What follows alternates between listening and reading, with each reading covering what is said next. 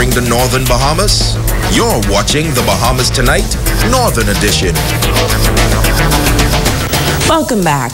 Tonight we wrap up our series on mental illness. In this final segment, a woman who has been open about her challenges is calling on the powers that be to intervene and break the silence about this medical condition. Since airing this series on mental health, Breaking the Silence, many people have expressed gratitude to Krishna Bo for her bravery and for coming forward about her condition of anxiety and depression. But Bo says she came forward to inspire others. Because the day when y'all were coming, my hubby said, and I know it's out of concern, he said, "Are you going to be able to do this, Krishna?" Because, again, there's some things that you have to do when you're going through. And one of those things is you have to limit your stress. But I said to him, my conscience wouldn't let me not speak. It wouldn't let me not speak because I know, when I tell you, when this is aired, when somebody watches this, somebody's going to be on the next side of that camera. And they're going to be like, mother sick. I'm going through that exact same thing. She claims that for those battling mental health issues, it may be very difficult to get professional help on the island. You need a therapist, but Lord help, I don't know. The resources are far and few here on the island. Like I said to you before, I don't even think that there is a licensed psychologist that you can go to one of the private clinics and see. And that's kind of crazy because you have an island of 49,000 people. And, the only option is Duran. And I think when I had checked, there was one person that comes down to Lucayan Medical once a month. That can't help nobody in an emotional crisis. And while she is breaking her silence, she's also using her voice to make this appeal to the government. I would encourage the government, to try and really put more awareness on mental illnesses and try and get more professionals here. But, will that be done? I don't know. In Canada, there's a hotline.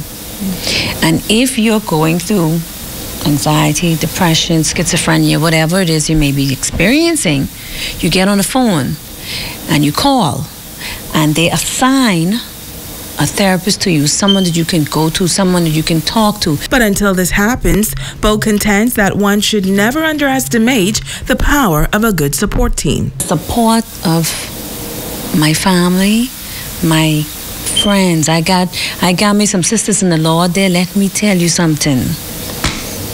They real sisters. You hear me? No judgment. And then a husband that, when you don't make those vows and they say for better off a voice? This is the for voice piece. And a husband who's willing to stick with me through the for worse piece, and ultimately my relationship with God. Because I can tell you, if I didn't have him, boy, I don't know how I'd make it. And of course, we want to say thank you so much to Krishna for sharing her story.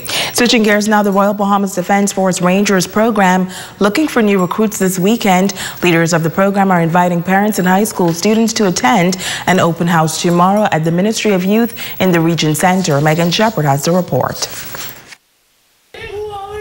The Defense Force Rangers program has been touted as one of the most active and successful programs throughout the Bahamas, producing disciplined and well-rounded citizens.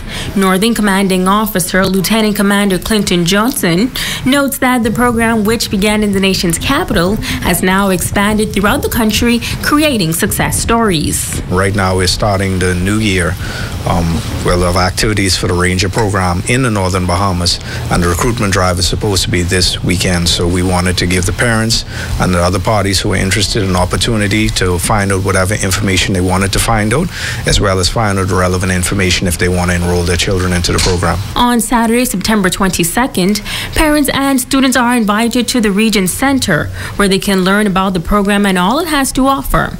Petty Officer Landward Coakley says that the program is geared towards students in grades 7 through 12. We basically call it Operation Outreach, where we try to reach out to the parents to let them know, because a lot of times when we have events and the parents come to the events, they have a tendency to say, well, boy, I didn't know this was even in the school, because sometimes the kids might not even allow them to know.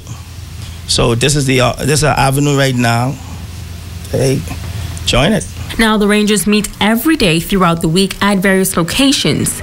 Leading seaman Darrell Jones says that this year they will be adding new schools and new initiatives. We have 10 schools in the program. Hopefully this year we'll have 12. I spoke with the principals at Dominion as well as St. Paul's, and they're supposed to be getting on board with us this year. So we plan to have a lot of things happening this year.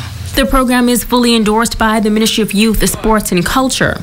Youth Coordinator Carla Brown-Roker says that the award-winning program will leave students with lasting life lessons. What they will come away with from being a part of this program is priceless. The kind of discipline and character building that this program offers is second to none. It is the best thing we have going in terms of a military in our country, and what they come away with, they can use for the rest of their lives. Megan Shepard, ZNS Network News. And now it is time to ask the doctor.